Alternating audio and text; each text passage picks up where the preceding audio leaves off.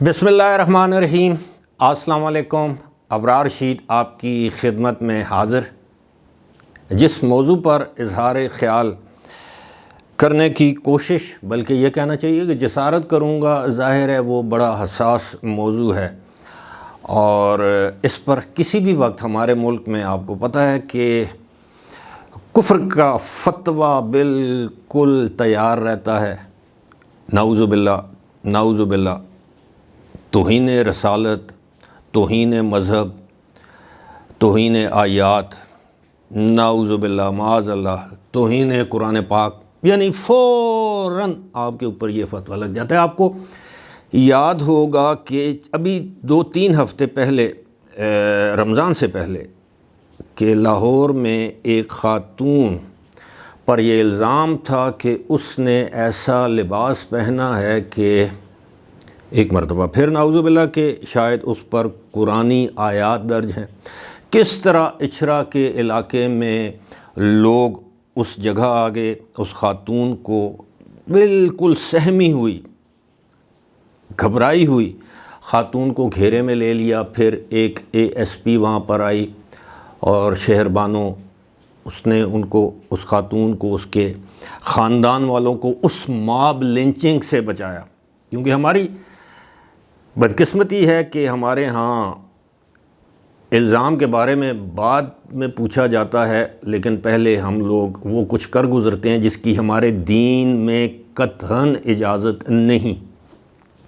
بعد میں پتہ چلا کہ جناب اس لباس پر لفظ حلوہ لکھا ہوا ہے، عربی رسم الخط میں۔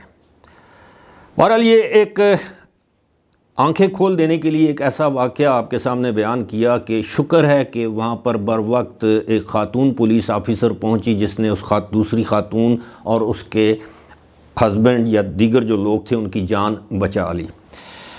یہ واقعہ آپ کے سامنے دہرانے کا کوئی مقصد ہے کہ وہ یہ کہ ہم لوگ یہ سمجھتے ہیں کہ اسلام کے ٹھیکیدار ہم ہی ہیں۔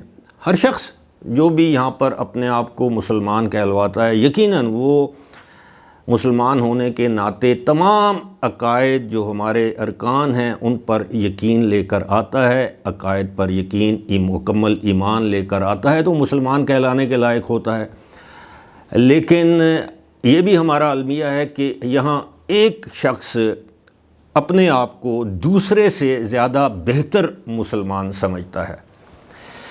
اسی میں ہمارے جو علماء دین ہیں، ہمارے مشائخ ہیں، ان کا جو بہت بڑا کردار ہے وہ ہمیں فرقوں میں، مسلکوں میں بانٹنے میں اور اپنے مسلک کو درست کہنا، دوسرے کے مسلک کو گالی دینا اور اس مسلک سے تعلق رکھنے والوں کو کافروں کے سرٹیفکیٹ بانٹنا، یہ ہم دیکھتے چلے آ رہے ہیں۔ آپ کو ایک چھوٹا سا واقعہ سناتا ہوں۔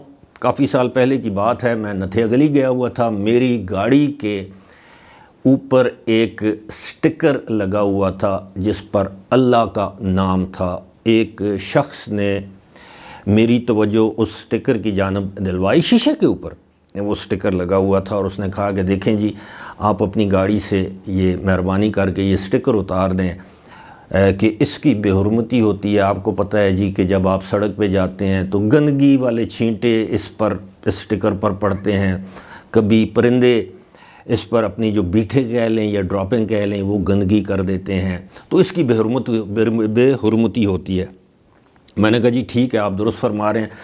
اب یہ جو پوری تمہید باندھنے کا مقصد یہ ہے کہ آپ نے تھمب نیل پر دیکھا ہوگا کہ سعودی عرب میں ایک خاتون ہے جس کا نام رومی القطحانی ہے، قطحانی ہے یا کہتانی ہے، جو بھی ہے، ایک خاتون ہے۔ اس نے یہ اعلان کیا ہے، سعودی جو وزارت ثقافت ہے اس کے بہاف پر، یعنی ان کی مرضی سے، کہ وہ اب مس یونیورس کے، یعنی عالمی مقابلہ جو حسن ہوتا ہے، ایک مس ورلڈ ہوتا ہے، ایک مس یونیورس ہوتا ہے، یہ مس یونیورس کے مقابلہ حسن میں شرکت کرے گی اور سعودی عرب کی نمائندگی کرے گی۔ تاریخ میں پہلی مرتبہ ایسا ہونے جا رہا ہے۔ یہ خاتون جو ہیں، اس سے پہلے مس یونیورس سعودی عربیہ، مس پیس یعنی امن، مس مڈل ایسٹ کے جو خطابات یا اعزازات جیت چکی ہیں۔ اب یہ آپ نے دیکھا ہے کہ جب اس نے یہ اعلان کیا تو اس وقت سعودی عرب کا پرچم بھی اس کے بالکل ساتھ ہے، کسی جگہ اس نے اپنی گود میں رکھا ہوا ہے، ایک تصویر میں اس نے لپیٹا ہوا ہے۔ میں نے بڑی ریسرچ کی ہے کہ یہ کہیں ایڈیٹڈ فوٹوز تو نہیں ہیں، فوٹو شاپ تو نہیں ہے، لیکن پتہ یہ چلا کہ یہ بہت سے قابل اعتماد یا کریڈیبل عالمی میڈیا کے اداروں میں یہ پبلش ہو چکے ہیں۔ اب ہم جانتے ہیں، آپ جانتے ہیں کہ سعودی عرب کے جو پرچم ہے، جو جھنڈا ہے، اس پر کلمہ طیبہ لکھا ہوا ہے، اور یہ نیم برہنہ خاتون اس پرچم کے ساتھ اس طرح تصاویر اتروا کے اور اس کو پوری دنیا کے میڈیا نے نشر کیا۔ اب یہاں پر ہمارا جذبہ ایمانی جو ہے وہ خاموش ہے، وہ ہمارا ضمیر جو ہے وہ ہمیں اس بات کی اجازت نہیں دیتا کہ ہم اس پر تنقید کریں۔ کیوں؟ اس لیے اچھا، ہمارے علماء بھی، ہمارے ملک کے جو مفتی حضرات ہیں، علماء کرام ہیں، مختلف جو دینی ہماری جماعتیں ہیں، وہ بھی خاموش ہیں۔ اگر یہ عمل، تھوڑی دیر کے لیے سوچئے کہ یہی عمل کلمہ طیبہ لکھا ہوا، اللہ اکبر لکھا ہوا، کوئی بھی جسے کہتے ہیں نا ہم اسم مبارکہ لکھا ہوا ہوتا، اور یہ کوئی بھی نیم برہنہ خاتون اس کو اپنے جسم کے ساتھ لگا لیتی، اس کے ساتھ تصویر لے لیتی نیم برہنہ حالت میں، تو ہم اس کا کیا حشر کرتے ہیں؟ فوری طور پر ہم کہتے ہیں یہ خارج اسلام ہے، فوری طور پر ہم یہ کہتے ہیں کہ نو کہ اللہ معاف کرے خاکم بدن کہ یہ شاید واجب القتل ہے، اس کو اس کی سزا ملنی چاہیے، اس نے توہین رسالت کی ہے، توہین آیات کی ہے، توہین قرآن پاک کی ہے، توہین مذہب کی ہے۔ ایسا ہی ہے، چھوٹے چھوٹے الزامات پہ ہم لوگوں نے لوگوں کی جان لی، یہ جانے بغیر کہ واقعی اس نے یہ جرم اس سے سرزد ہوا ہے کہ نہیں، اور اگر ہوا ہے تو دانستہ طور پر کیا ہے یا نادانستہ طور پر کیا ہے۔ ہمارے علماء سعودی عرب کے معاملے میں خاموش ہیں۔ اب آپ سوچ رہے ہوں گے کہ اس کی وجہ کیا ہے؟ اس کی وجہ یہی ہے، اس کی ایک ہی وجہ ہے کہ جناب وہ جتنے بھی ہیں وہ سعودی عرب کی طرف دیکھتے ہیں، صدقہ ہو، خیرات ہو، عشر ہو، زکوٰۃ ہو۔ میں سب کی بات نہیں کر رہا، میں علماء حق کی بات نہیں کر رہا، میں ان مولویوں کی بات کر رہا ہوں کہ جو کہ سال میں 1 یا 2 مرتبہ وہاں پر جاتے ہیں، سعودی حکومت کے خرچے پہ عمرہ کرتے ہیں، حج کرتے ہیں، زیارتیں کرتے ہیں، اور پاکستان میں آ کے مسلک کی جنگ کو بڑھاوا دیتے ہیں۔ اب آپ تھوڑی دیر کے لیے یہ بھی سوچئے کہ جب ہمارے انتخابات ہوتے ہیں تو بہت سی ایسی سیاسی جماعتیں ہیں، ایسے امیدوار ہیں جن کے پوسٹرز پر، سٹکرز پر یا تو کلمہ طیبہ لکھا ہوتا ہے، یا بسم اللہ الرحمن الرحیم لکھا ہوتا ہے، یا پھر انشاءاللہ لکھا ہوتا ہے، یا پھر ماشاءاللہ لکھا ہوتا ہے۔ یہ بھی اللہ کے نام ہے نا اس میں،